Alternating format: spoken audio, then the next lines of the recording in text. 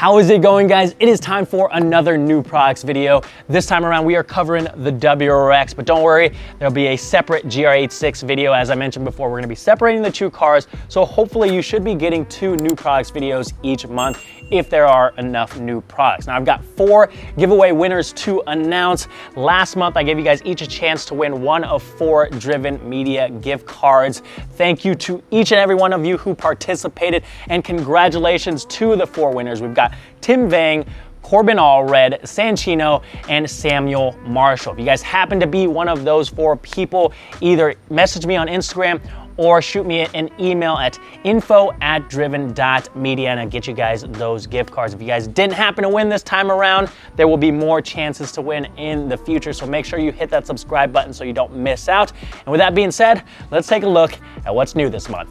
Of course, we've got some Driven Media products to talk about. I've got overlays for both the front and rear of the car to help clean things up. We'll start in the back with the taillight overlays that cover up this chrome section here and kind of help to blend it in with the rest of the black accents, or you can go with something a little bit more flashy. I've got yellow, red, light smoke, and dark smoke, so I'm gonna install each one on here so you can see what they all look like.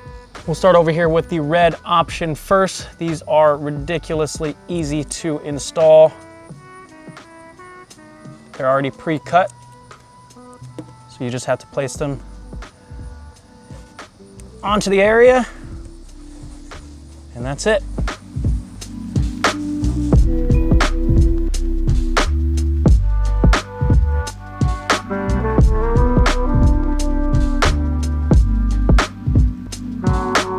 So that's the red. We'll peel this off and install the yellow next.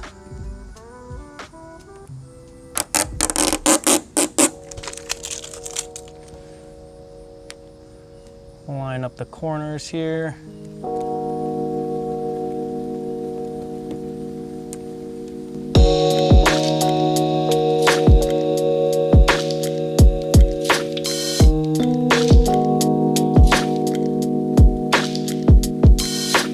We'll take the yellow off and install the light smoke next.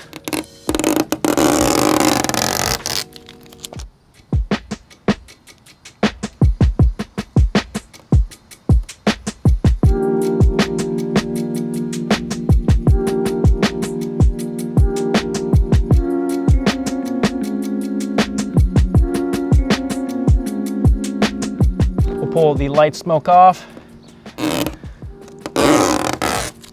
And last up, we've got the dark smoke.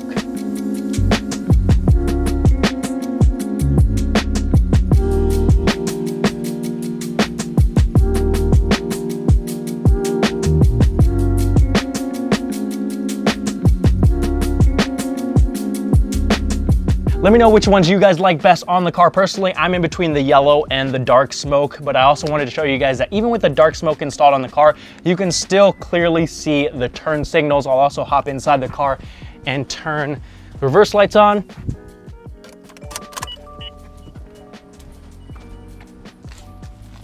And there you can still see that the reverse lights are visible. Now, the reverse lights on these cars aren't that great from the factory, so I have something I'll show you guys later on in the video that makes them a whole lot better. But let's take a look at a couple other overlay options I've got for you. Another thing that may have caught your eye during those B-roll shots and that I find distracting is the red reflectors. We've got them both in the rear bumper and the rear fenders, so I've got overlay options for both. We've got a light smoke, dark smoke, and a dark stealth. Now, I get a lot of questions asking me what the difference is between dark smoke and dark stealth. They have both the same tint level, but the finish is different. The dark smoke has a glossy finish to it, as you can see here, and the dark stealth has a matte finish that blends in with the black plastic of the car. The light smoke is gonna kind of give it a dark cherry tint to it, and the dark smoke and dark stealth is gonna black it out, all while still allowing light to travel through and reflect back as it's meant to do. Moving to the front of the car, something I think takes away from the look of the front end are these orange side markers inside the headlight. So I've got pre-cut overlays that cover up just that section and help blend it in with the rest of the black inside the headlight. Completely cleans it up and looks a whole lot better. Let's see if I can do this without messing it up here. This is gonna be the light smoke. So there's a line that goes pretty much all around the edge of the headlight that we can follow.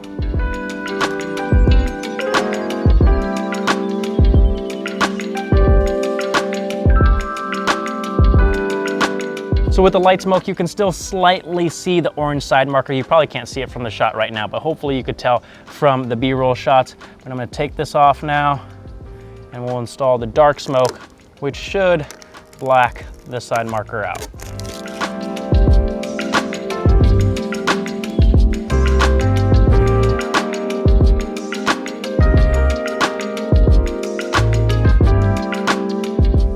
Hopping inside the car, we can see that Subaru still utilizes halogen bulbs for the map, dome, vanity mirrors, trunk, and license plate lights. They emit this weak, unappealing orange light that just looks outdated. So I'd highly recommend picking up our LED upgrade kit that includes everything you need to swap out each and every one of those bulbs for an LED bulb that's gonna be much brighter, and it emits a clean white light. So when you go to use these lights, you can actually see what you need to see.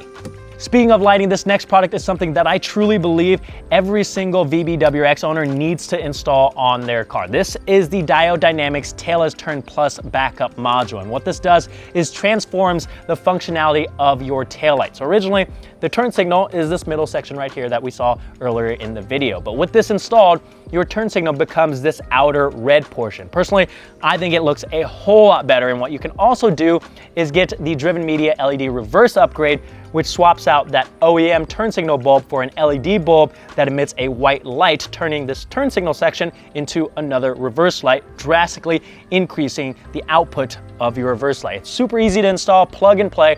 I've got it installed on the passenger side. The driver's side is stock, so I'm gonna give you a quick side-by-side comparison. All right, so I'm gonna hit the hazards, and now you can see that over on the passenger side, the turn signal has become that outer red portion instead of the OEM amber turn signal. Now I'll turn that off and put the car into reverse so you can see the difference in the reverse lights. There should be a lot more output on the passenger side because you have two different bulbs, two different LED bulbs emitting the light instead of just that one section on the driver's side. We gotta talk about the new lip that I just recently installed on the car. This is the AeroflowDynamics V2 front lip. It makes the front of the car much more aggressive. I love that it's a flat, uniform design all the way across instead of the STI design where it kind of comes back up in the middle.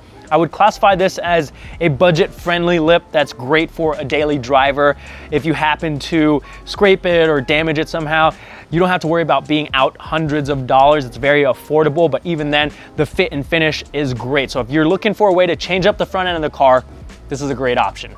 This next product is for those of you who care about the longevity of your engine, which should be everybody. Most people know that Subarus can be quite finicky. So what I'm talking about is a Killer Bee Motorsports dual catch can kit. Now, let me tell you why you need one of these. This car has less than 2,500 miles, and when I went to install these, I already found oil residue in the intake system, in the charge pipe, and the hoses. Definitely not what you want to see. So what this does is tap into the PCV system and uses a vortex design to capture those oil vapors and blow by so they don't get recirculated through the system, causing detonation in the combustion chamber, lowering your fuel octane, and engine failure if you're unlucky.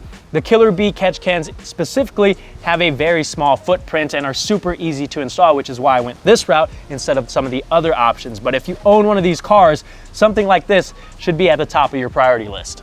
Sticking with the performance side of things, the new VB uses an electronically controlled diverter instead of the pneumatic bypass valve seen on previous gens. Sounds great on paper because they react faster, but in reality, they kind of suck in terms of reliability and performance, mainly due to two things. One, they're usually made out of plastic, which eventually leads to boost leaks, especially when you up the boost. And two, they're either open or closed, nothing in between, which is not the best for throttle response and drivability. That's where this comes into play. This is the Go Fast Bits diverter valve. This solves both the problems I just mentioned. They're made out of CNC machined materials, and they're able to progressively open and close. So not only are you improving the reliability of your car, but you're also improving the performance. It's a direct replacement, so you just swap this in with the old one, plug it in, and you're good to go. And no, this does not make the psh, blow off valve noises. This is purely for performance sake.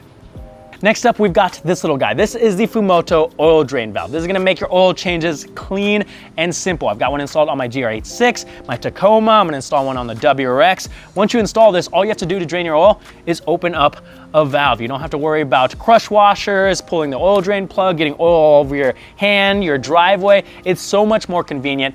It's a no-brainer. Now, there's gonna be some paranoid people out there that say, What if the valve fails and opens up? Guys, these valves have existed for a very long time. They're parts of very sophisticated machinery. They do what they're supposed to do. Other people will say, oh, maybe the threads stick too far into the oil pan and don't allow all the oil to drain out. Do you really think that you get all the old oil out when you go to change your oil? Or if you take your car anywhere to get the oil changed, do you think the mechanic waits until the oil pan stops dripping to put the plug back in? They definitely don't do that. The little amount of oil that stays in the pan isn't going to cause your engine to blow up. Install one of these and make your life a little bit easier. Last but certainly not least, we've got some Fortune Auto 500 series coilovers. These are not only going to allow you to lower your car to the desired ride height, but also drastically increase the handling performance. Since you're lowering the car, you're lowering the center of gravity, you're going to stiffen up the suspension and reduce the amount of body roll, keeping the car flat through the corners, increasing the amount of grip. Plus, the camber plates are going to allow you to dial in the alignment, run more camber, again, increasing the amount of grip. And the car just looks a whole lot better lowered. Now, some advice if you are in the market for a new suspension system, just skip over the whole entry-level coilover systems. Anything that's under $1,000 is usually trash, and really anything that's around there is hit or miss. Just save up some more money, spend it on a quality system so you don't end up regretting it and end up hating driving your car. And there you go, guys. That's gonna do it for this month. Hopefully you guys are enjoying the new products videos. It's definitely made me even more excited about both platforms, being able to learn what's new and share it with you guys. We're also gonna be installing a lot of the parts that I showed you. So if you're interested in anything you saw, the links are down in the description. Let me know if you guys have any questions, and if you're enjoying the content, hit that subscribe button, give this video a thumbs up. Thank you guys so much for watching, and I'll see you guys next time.